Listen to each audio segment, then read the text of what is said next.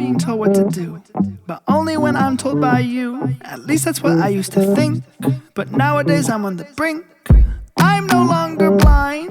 I've opened my eyes to see you as you are, a cannibal disguised. You eat away at me, you chew my heart and mind. But now I'm off the menu, find someone else to dine. A mother and a father with their 5 children were on a dream vacation in the big Wild West. They had left Michigan in the summer of 1973, their vans packed with camping gear, snacks, and laughter that spilled from the open windows as they crossed miles of highway. It was supposed to be a trip the kids would never forget, the kind of adventure families told stories about for generations. But as the sun set over Montana's wide skies, the wilderness seemed to change. That night, while the children slept soundly in their tents, something crept closer. A soft, tearing sound, tent canvas being cut, was the only sign that the dream vacation had turned into a nightmare. By morning, 7-year-old Susan Jagger was gone. No scream, no struggle, just an empty sleeping bag. A mother's scream that shattered the dawn.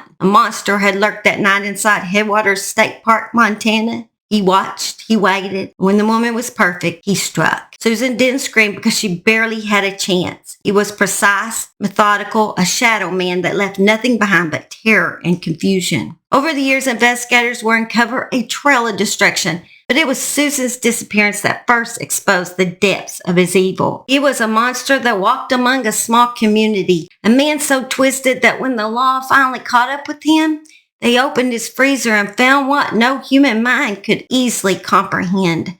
Pieces of his victims preserved in ice, trophies of terror frozen in time. And beyond town limits, on an abandoned ranch swallowed by weeds and silence, the rest of his secrets waited. The horrors found on this ranch still haunts the small town of Manhattan, Montana to this day. The disappearance of 7-year-old Susan Jagger was the beginning of one of the most haunting child murder cases of the 1970s. Welcome to the Murder She Shed, my true crime nerds. I'm Holly. If you stumbled in here, you found the place where the lesser-known cases finally get their voice. We don't chase headlines here. We dig up the ones that get buried. So grab your blanket and some munchies, and let's open a case you've probably never heard before.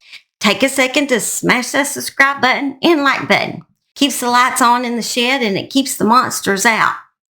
Well, at least I hope. But I have to say I did have a bunch of monsters when I opened the door today because a group of wasps decided to invade my she shed. And that was pretty terrifying.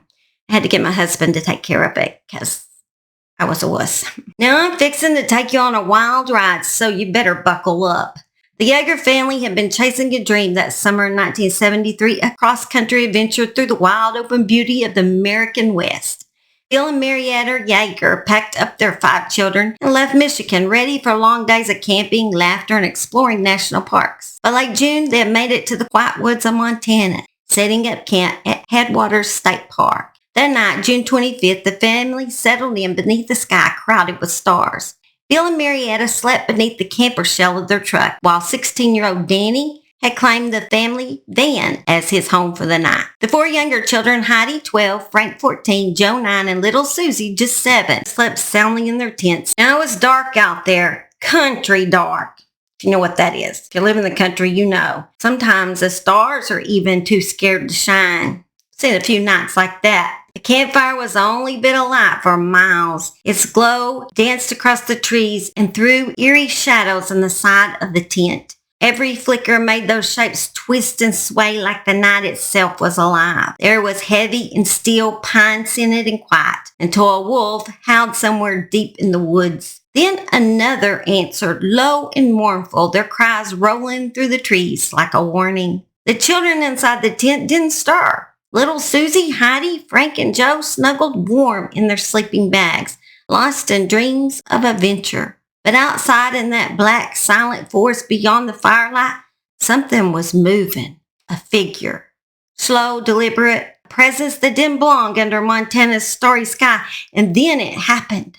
A shadow appeared on the canvas of the tent, watching, waiting for the perfect moment to snatch the smallest child, who seemed like the perfect prey. after he had witnessed her playing in the park earlier in the day. 12-year-old Heidi woke up before daylight and noticed a cold chill in the air. She propped herself up in the dim half-light, squinting at the canvas around her, thinking maybe just a seam had ripped or one of the poles had given away. Her fingers reached behind her, expecting the familiar resistance of tent fabric, but instead they brushed something wet and cold. Grass outside. Heidi shot upright. Through a half-moon-shaped perfect cut in the canvas, she spotted one of Susie's beloved stuffed animals lying on the lawn, wet and dirty in the pre-dawn gloom. Wide awake now, she glanced around the tent. Frank and Joe were still snuggled in their sleeping bags, breathing easy. But Susie's little bag was empty. Heidi bolted from the tent, screaming bloody murder, her voice cracking as it tore through the morning stillness. She pounded on the camper shell, hollering for Mom and Dad, for Danny, for anyone to wake up.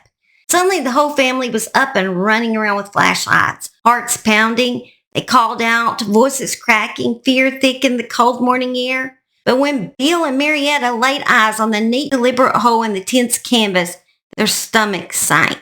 This wasn't some sleepy, wander-off thing. This wasn't Susie playing a game or hiding for fun. No, something terrifying had happened to their 7-year-old girl during the night. The air around the campsite seemed heavier, colder, almost alive with the weight of that realization. I can't imagine, as a mother and grandmother myself, the fear you would have when you found that empty sleeping bag and the hole in the tent. My heart drops just thinking about it. I can't even imagine a worse nightmare than realize you kissed your child for the last time when you put her to bed that night and she just simply disappeared. For the Jaggers, the nightmare had only just begun. Bill didn't waste a second. He jumped in the truck and headed into town to let the authorities know that something downright evil had slipped into those dark Montana woods. The sheriff quickly put together a search and rescue team, and before long the whole town of Three Forks was combing the area, flashlights and dogs cutting through the morning mist. When the sheriff arrived at the campsite, his eyes immediately went to the tent. That neat, deliberate hole in the canvas was bad enough, but then he noticed a path leading north from the tent. Not footprints exactly, but a kind of wake in the damp morning dew as if someone had sliced through the grass. Even a fool could see the chilling resemblance to an unsolved murder 5 years earlier. Michael Rainey, a 12-year-old Boy Scout, stabbed and bludgeoned by a brazen intruder, had cut into his tent while campers slept all around him. Where had that happened? Right here in Headwaters State Park, no more than 50 yards from where Susie had slept that night. The sheriff knew right then he should get the FBI involved in this case because this could be the work of a serial killer. The lead investigator was Montana FBI agent Pete Dunbar, who was one of the first men to be trained in criminal profiling. Law enforcement had dabbled in profiling before the Montana case, sometimes with erratic results. But this was the first time the FBI's Behavioral Science Unit created a full profile intending to identify a serial killer. The FBI showed up the next morning and started collecting evidence. Susie's sleeping bag was collected, her stuffed animals, a red horse and a brown dog, some cigarette butts, soda can, pop tops, and some bits of yarn. A swatch of the tent's blue canvas where the abductor had cleanly sliced his hole in the tent. An uncovered rock and reddish-brown stains found by one of the searchers that had searched away from the campsite, and it was found about 4 miles away. That was all they could find, and it wasn't much. Susie's skull picture, the one with her missing 2 front teeth, was plastered everywhere. Her sweet little face stared back at the world, smiling, innocent. While out there in the woods, whoever had taken her watched in silence. To rule out the family, the parents and every child was given a polygraph test. They all passed.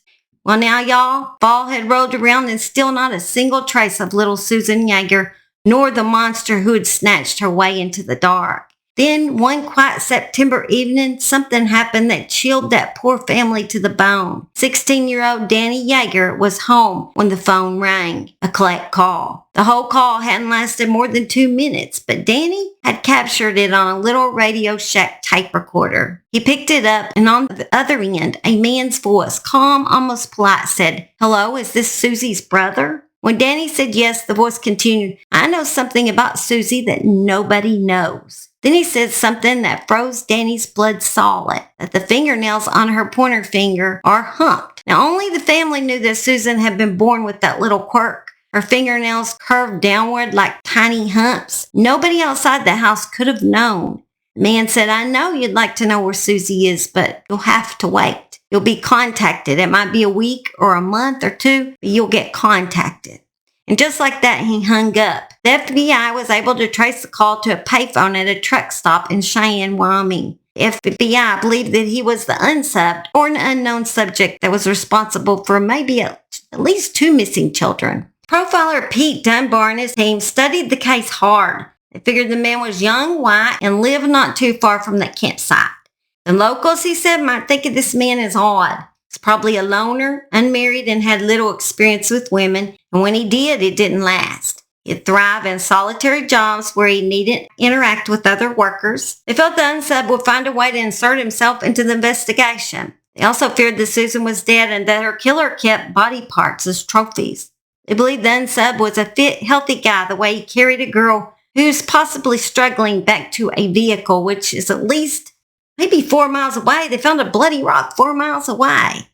They thought he had to been fit and healthy and possibly in the military. The fact that most of the young men from Gallatin County, Montana had enlisted or were drafted for Vietnam made that a likelihood. But the scariest part, they knew deep down he wasn't done. Sure enough, on February 9, 1974, another young woman vanished. 19-year-old Sandra Mae Smolgan lived in a 2-room apartment above the mechanic shop in Manhattan, Montana. Sandy's dad was the mechanic shop foreman who worked for the owner of the building, Clifford Meirhofer. Clifford was her landlord and her dad's boss. Clifford's son was David Meirhofer, who was 5 years older than Sandy. That didn't stop him from trying to date her. He would send Sandy roses and chocolates. But it wasn't the gifts that unsettled Sandy. It was the way he was always there. At the grocery store, at the gas pump, even outside the shops after closing. She turned around and there he'd be, standing just far enough away to pretend it was a coincidence, but close enough that she could feel his eyes on her. Folks said he was shy, maybe even sweet, and he had that clean-cut look that made mothers smile. But behind those calm blue eyes, there was something empty, something watchful, like he wasn't looking at you, he was looking through you, studying the parts you didn't know how to hide. He repeatedly asked her out, but Sandy always invented something else to do because he just gave her the creeps. After the new year, Sandy finally told him, soft and polite, that she didn't think they ought to see each other anymore. She smiled when she said it, but deep down, she felt that strange chill again, like she'd just turned her back on a snake that hadn't decided whether to strike. He did quit calling. On February 9th, the cold Montana wind blew down Main Street, carrying that lonesome sound it gets in the dead of winter, the kind that makes the neon signs hum just a little louder. Cindy was bored that night, restless, maybe even a little lonely. So she bundled up, slipped on her boots, and decided to walk down to the bar not far from her apartment. It was one of those small town places, cigarette haze, hanging low, jukebox crooning out sad country songs, and faces she'd known her whole life. She laughed, chatted with old friends, even flirted a little. Nothing serious, just the kind of harmless talk that makes a long winter night pass easier. Around midnight, she told everyone good night. The air outside was sharp and black, the kind of dark that swallows sound. She waved to her friend who was also heading home and stepped off the curb, her boots crunching against the frozen gravel. A few streetlights flickered, throwing her shadow long across the road. She was only a short walk from her apartment. Just a couple of minutes, maybe 3 at the most, but she never made it. Somewhere between the glow of that last light and the quiet dark beyond it, Sandy Smolgan disappeared. No scream or struggle, just gone as if the night itself had reached out and taken her. Everybody in town knew Sandy and her folks, good people, hard-working, the kind that helped fix your flat or feed you supper without asking a single question. So when word spread that Sandy hadn't come home that night, it hit the town like a thunderclap. This wasn't the kind of place where folks just vanished. By morning, the diner was buzzing with talk, and by noon, the whole town was stirred up. Her friends, her neighbors, they weren't about to sit around waiting for the sheriff and his good old boys to mosey their way through it. They demanded action, and so the search began. By that evening, Manhattan, Montana had turned into a search grid. Pickup trucks idled along back roads, flashlights cut through the brush, dogs barked at every shadow. Folks were going through fields, rivers, every ditch and path out of town. At the end of the day, they'd found nothing Nothing at all, not even a strange scent.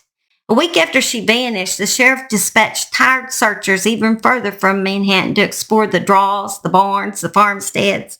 That evening, the town deputy and marshal found themselves bumping down a rough old road. The road led them miles out to an abandoned stretch of land. Folks around them called the Lockhart Ranch. The old homestand sat at the end of a nearly invisible trek path across a dry creek bed through a stand of cottonwoods. The place had been empty for years, and it looked it. Surrounded by a rusty fence that once kept cows and strangers out of the yard, but the barbed wire gate was open, laying in a tangle to one side. No longer kept anything out or anybody out.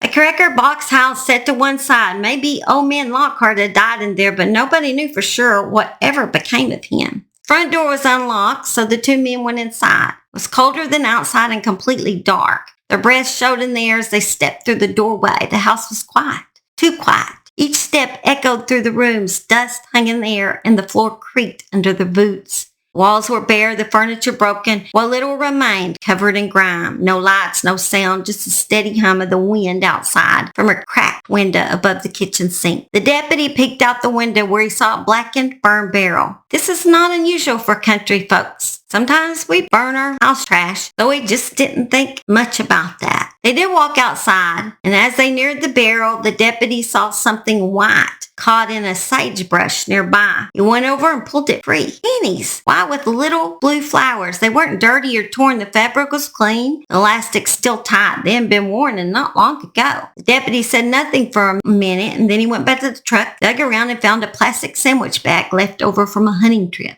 Slipped the underwear inside and sealed it up. Possible evidence. They looked at each other and then towards the barn. Inside the big double barns had been nailed shut, boards crossed over like someone didn't want anyone getting in. Marshall climbed up, kicked the hay hatch loose, and crawled through the opening. The air inside was thick with the smell of dust, oil, and old straw. His flashlight swept across tools and boxes stacked high. Then the beam caught on something under a canvas tar. He pulled it back just enough to see white paint beneath. A car half hidden under straw, no plates, but he knew that car. It was Sandy Smoggins. The men called for backup the whole time, feeling just really spooked. Both men kept their flashlights low, half expecting to see someone or something watching from the shadows. By the time the backup arrived, the Lockhart Ranch was swallowed in darkness. One officer, and I hate to be that officer, but he is assigned to stay behind in a camp trailer to watch over the area for the night. That had been scary as heck. The rest of the men packed up and drove back to town, engines low, headlights cutting faint paths through the black. They planned to return first thing in the morning before sunrise. After the sun came up, the lawmen scattered to their assigned sectors. Inside the car, deputies found some clothes and an overnight bag that contained 2 stockings, some hats, some foreign black debris, and some strands of hair. The search of the barn itself was far darker. Among the scattered hay and boxes, they came across items that made even seasoned officers pause. Handsaw, a leather whip stained with something dark and sticky, and a thick rope tied into rough, heavy knots. The tools were ordinary enough on a farm maybe, but here among the car and the scattered personal items, they were terrifyingly out of place. At the same time, the little farmhouse was giving up clues that the deputy and marshal had missed. Searchers carefully collected the oilcloth that had covered the kitchen table, along with a large knife, blood-like scrapings from the cupboards, and the cap from a liquid soap bottle that carried strange red fibers. They bagged a candle and the wax drippings from the top of the stove. In one of the still-back bedrooms, a deputy noticed a scrap of burned cloth on the floor. Not much else seemed out of place until he opened the closet door. Daylight filtering through the tiny window caught the contents. In the corner, black slippers set neatly, and then a blob of something unmistakable. It was human feces was piled up in the corner. Closer inspection made the hairs on his neck rise. The closet door looked as if it had once been nailed shut, much like the barn doors outside. The trim carried irregular nail holes scattered with no obvious purpose. No reason other than to maybe lock someone inside. Had the monster held his victims inside this closet for days in order to use and torture them before he ended their lives? But the bleakest evidence came from the outside, from the burn pile in the pump house. Pieces of burned cloth were scattered behind the house. A single filament of long hair was found near the door. A hammer was stashed in the well house. A stick burned at both ends lay in the dirt near the scorched circle around the burn pile, where there were globs of something nobody could identify, and even veteran lawmen secretly dreaded to learn what it was. The ashes around the burn barrel speckled with tiny bones, pieces of bones that appeared to be human. Some other larger bone fragments trapped in the unidentified congealed junk were scooped up too, with junk and all, for an expert to separate. Uneasiness seeped through the posse. Some of these things: charred bones, a whip, a saw, tiny shotgun pellets, several photographers' flashbulbs, human feces, trickles of candle wax, brownish stains, could be connected to more or than their minds wanted to even believe. Soon word spread through town like a grass fire. Everybody was whispering about the horrors that happened on that farm, and some town people drove by just to gawk at what authorities might still be uncovering on that farm.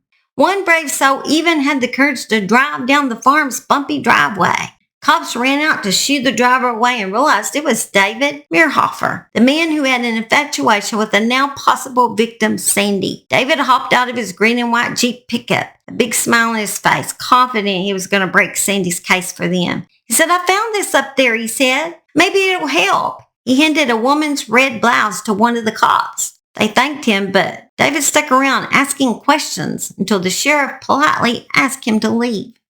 Most of the grim evidence, the larger bone fragments, teeth, and suspected bloodstains, were carefully packaged, and then they were shipped to the FBI labs in Quantico, Virginia. From there, the crime lab sent all the biological material, every scrap that might tell a story, to the forensics anthropologists at the Smithsonian Institute for detailed evaluation. It didn't take long for the experts to reach a conclusion. Some of the remains were without a doubt Sandy Smolligan's. The teeth and the fragment of her lower jawbone matched her dentist's recent x-rays perfectly. The rest of the biological material was too damaged or incomplete to reveal a precise cause of death. The goopy material found in the burn pile was congealed, melted fat, and human entrails.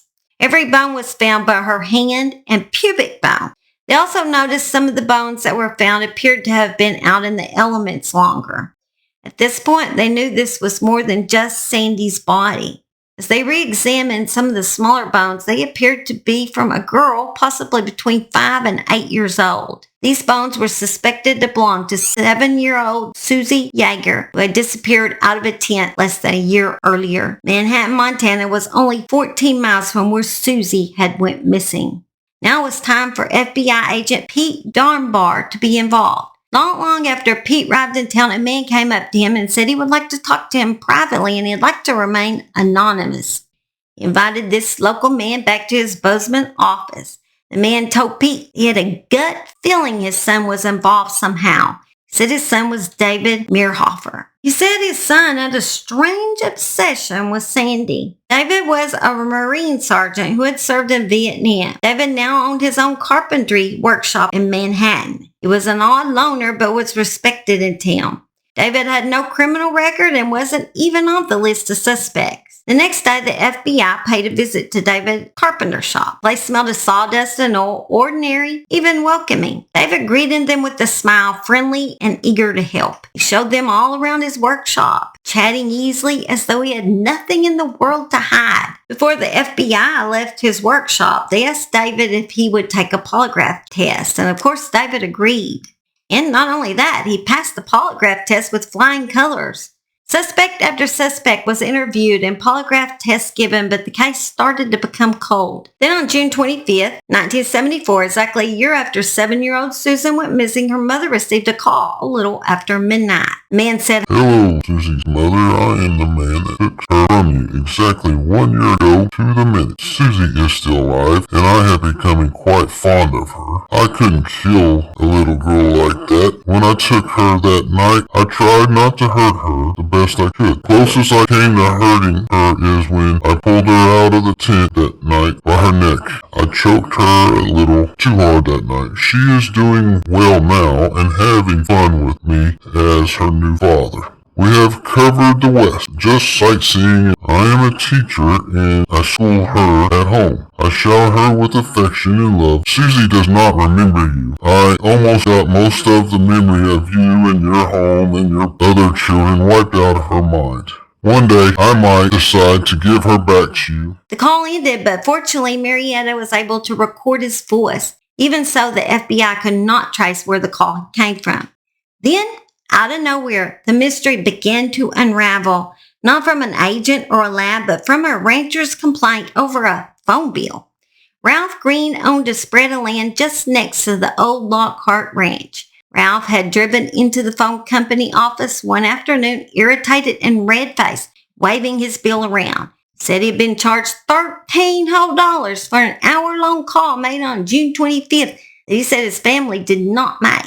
The girl at the counter glanced down at the paperwork, bored at first until she saw the number on the other end of the call. Her stomach dropped.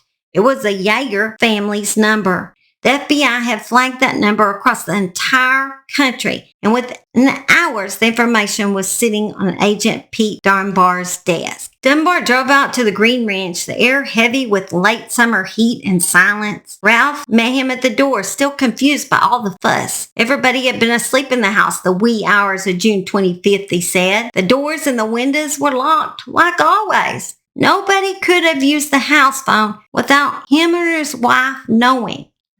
But Whitey remembered. There was one other thing. Ralph and his son had slung a private telephone line out of sight from the main ranch house, and he remembered seeing a set of tire tracks that he knew didn't belong to his family coming from where that was located. He recognized those faint tracks. They were made by the same model as the spare tire in the back of his own pickup truck.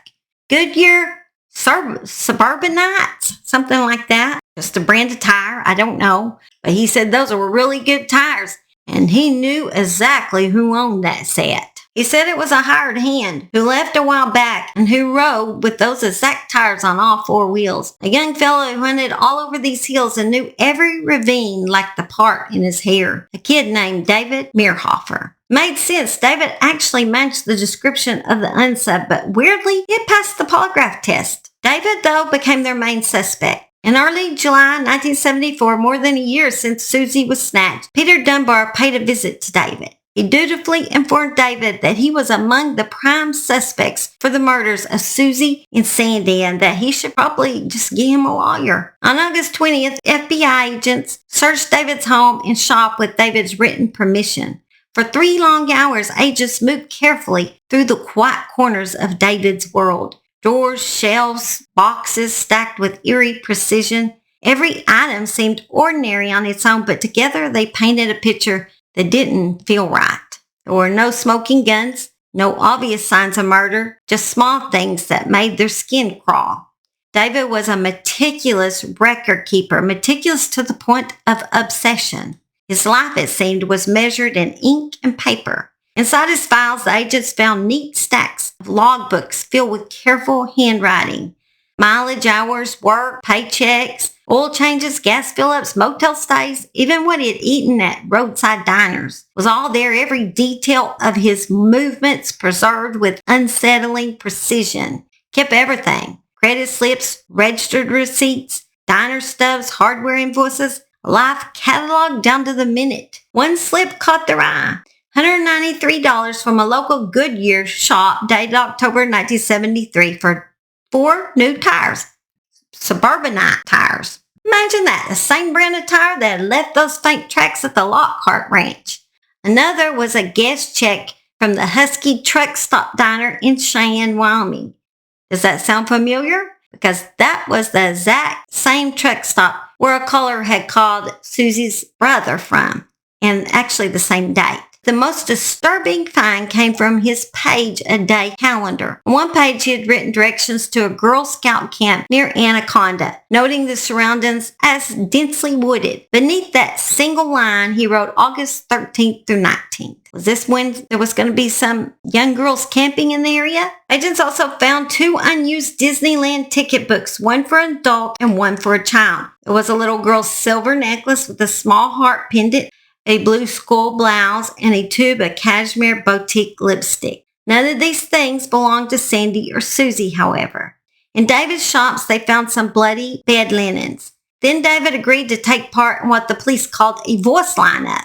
Marietta and Bill were placed in separate rooms, each trying to identify the man who had called their home that night.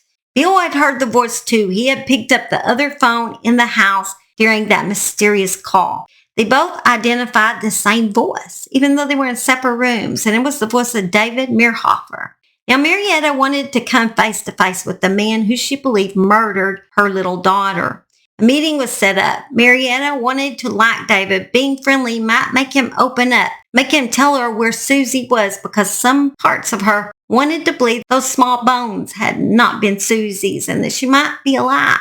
She didn't want to push him away. She wanted answers. The conversation that followed was a careful, tense dance. Marietta asked, pleaded, accused, over and over, trying to break him, and David denied it again and again. Through it all, Marietta never cried. She never shouted. She stayed calm, watching him, waiting, hoping. One tough woman, a lot tougher than I could have been. I don't know if I could have sat across him and not wanted to stick a pin or whatever was around me in his neck. But she's a calmer woman than me, I guess. When it was time to leave, Marietta held out her hand. David took it. David, she said, keeping her voice steady, I know you're the man who took Susie. She clasped his hands with both of hers. The authorities will be able to prove it in court, but it would be better if you admitted it now. David's dark eyes locked on hers. I'm really sorry, Miss Jagger, he said quietly. I wish I could help you, but I don't know anything about your little girl. I hope you find her. Then he turned and walked out. A few days later, Marietta received a call at her home, and the caller said he was Mr. Travis and would she like to speak to her daughter, Susie. He then put a little girl on the phone. The little girl said, I am sitting in this nice man's lap. She knew the caller was David and told him so, which of course he denied. During that time period, David had went missing from his home, even though authorities were supposedly watching him, his every move. But they lost him. For 2 days they lost him and he went missing. Second day, he finally answered his shop door when cops knocked and said he'd been there all along. They believed the call that he made that night was all about control, that he felt like at the last meeting him and Marietta had, that she had more control than him, and he didn't want a woman to have more control. So he did it as kind of a revenge move. On September 27, 1974, David was finally arrested and charged with the kidnapping and murders of Susan Jagger and Sandra Smulligan. The second search of David's home began like the first. Quiet, methodical, almost routine. By this time, the air felt heavier, as if the house itself was holding its breath. One of the officers opened the fridge. Inside on a plate sat a slab of raw meat, dark and spoiled, fat around it gray with age. Looked like a steak, something meant for dinner, but the cut was strange, the shape all wrong. The officer stared for a long moment before realizing he couldn't tell what kind of meat it was. Then he turned to the freezer. Inside were dozens of home-wrapped packages, stacked in careful rows. David's handwriting was scrawled across each one. Elk, deer burger, and on several of the smaller letters, SMDS were wrote. Over to the side sat a weird-looking package, oddly shaped, wrapped tighter than the rest, as if it had been hidden there with purpose. The officer peeled the paper away and then went still. For a few long seconds, there was no sound in the room. Then he whispered, call Dunbar. When FBI agent Pete Dunbar arrived with David's lawyer, the air in the kitchen felt colder than the freezer. Together, they opened it again. Dunbar reached in and unwrapped the strange parcel fully. What lay inside was not meat. It was a human hand. Small and pale, the wrist cleanly sawed, the skin drawn tight and shriveled from the cold. The fingernails were long, painted a faded red, and in the frozen curve of that hand palm, 2 slender fingers rested, also painted red. For a moment, no one moved. Then David's lawyer turned away, retched, and vomited into the sink. The only sound after that was the soft hum of the freezer, steady and cold. Fingerprints were taken of the hand, and then all the meat was sent off to be analyzed. The results came back quickly. 6 of the packages labeled deer meat contained human flesh mixed with a cow fat usually added to wild game to make it taste better. Another contained long strips of human muscle tissue cured like jerky. The fingerprints came back to be Sandy's. The initials were SMDS on the underside of the meat packages, and they were Sandra Mae Dyckman Smolligan's initials. David's lawyer had no choice but tell his client to make a full confession in exchange for not receiving the death penalty, which was still in the form of hangings in Montana at that time. The interview was started, and David began by admitting to dragging 6-year-old Susie out of that tent, taking her to Lockhart Ranch, abusing her, choking her to death, and then cutting her up. He said he put her head in the outhouse behind the ranch and all the rest of her was burned. Then he confessed to the murder of Sandra Smolligan. Sandra was kidnapped straight out of her bed. She had actually made it to bed. He claimed she died before he even got her to the ranch, that she couldn't breathe from the tape he had put on her mouth. Somehow I don't think that's true, considering the feces in the closet and like the whip that had blood on it. Somehow I believe that he's telling half-truths and his victims were tortured before they died, abused and tortured. He said then after he got Sandy at the ranch, he used a handsaw and hunting knife to cut her up. And he burned her body the same place that he actually burned Susie. He admitted to Sandra's hands and fingers being in his freezer. He admitted to cooking and eating human meat. Some of David's neighbors feared that David had actually fed them human meat because sometimes David would bring meals to people in the community, stews and things like that. It's terrifying, actually. Can you imagine if you'd been one of those that took meals from him? I don't know if I'd ever been able to eat again. Wow. Then he also admitted to killing the Boy Scout Michael Rainey by cutting his tent and stabbing him, but denied hitting him in the head. He wanted to take him, but after he saw the boy, he figured with his size, it might not be possible for him to carry him that far. Then he admitted to killing 13-year-old Bernie Pullman in 1967. Bernie would actually be the one that was starting to jump off the bridge after his friend had dared him when he was shot. At the time, folks concluded that Bernie must have been killed by a stray bullet from a crappy marksman shooting range or a distant shot that missed a prairie dog. Although it is thought that David murdered more children, he only admitted to 4. David was sent back to jail, and early the next morning, he was supposed to plead guilty to 4 murders and receive life in prison, but David had other plans. His last project was to split his jail-issue bath towel down the middle and twist the pieces into a makeshift rope. From his cell top bunk, he tied one end with a simple overhand knot around the highest cross piece between the bars. He looped the other end into a terry cloth noose that he snugged around his neck. Then he simply plunged headfirst from the top bunk. He was pronounced dead at 25 years old. A few days after David's death made headlines, a Manhattan high school English teacher turned over something strange to the FBI. A horror story written by David's 16-year-old sister just weeks earlier. It was a spine-tingling tale about buried jewelry, a man's severed head, and limbs hidden in the freezer at an abandoned house, and human bones pickled in canning jars. The story paralleled David's crimes so closely it made seasoned agents go pale. Even Pete Dunbar, who had seen it all, got chills. He filed a short report and walked away. After all, the case was closed. Years later, David's sister said she didn't even remember writing that story. She swore David didn't write it either, though she admitted it's possible he had helped her, feeding her pieces of some nightmare he had already lived. Perhaps her childlike memories didn't want to remember what it knew happened. Something perhaps stranger than that, David's brother Alan became a violent predator too and was just back to prison for abusing children again. Here in 2025.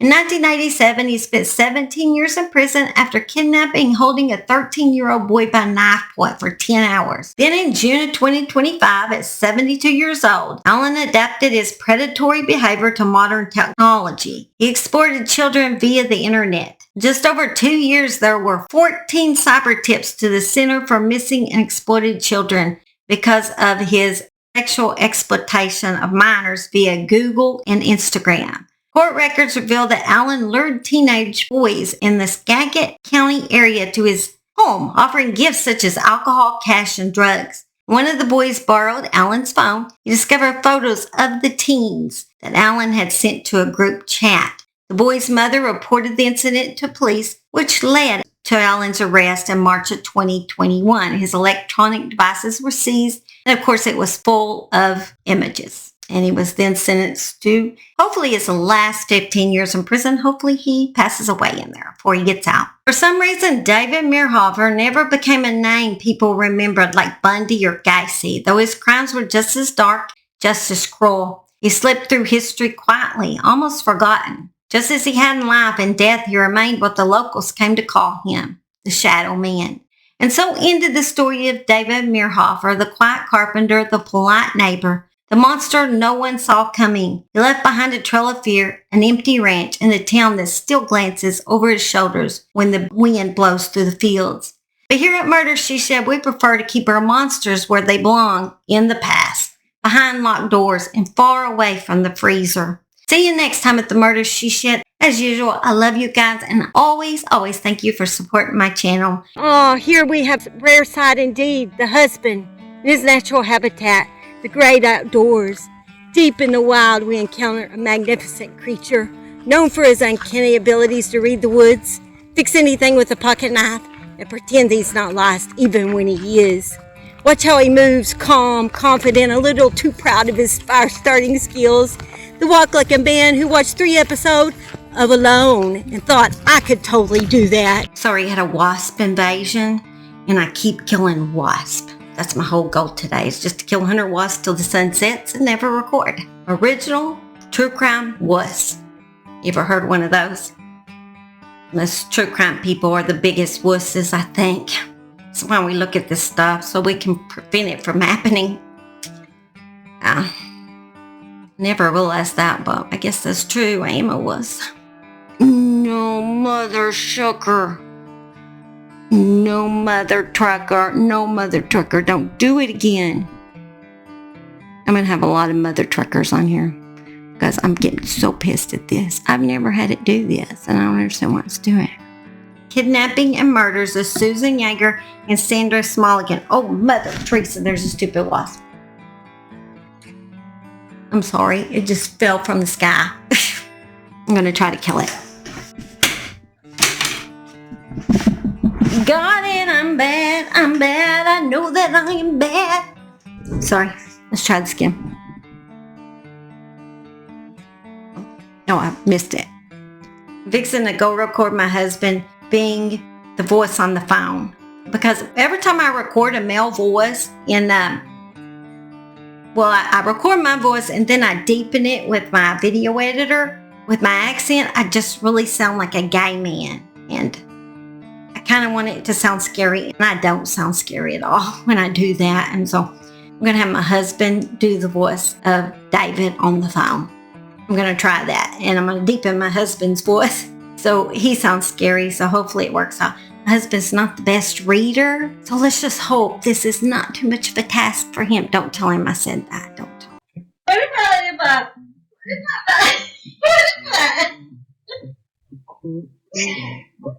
Farted so hard that both of my legs flew off. Set and spin, baby. Isn't that great? Guessing you showed the world a smile, but show your true colors to me. Think I got the message. Thought our love was destined, but it's more like a death wish, a guarantee for misery. Time for my confession. You're toxic but infectious. You feed off my attention. Well,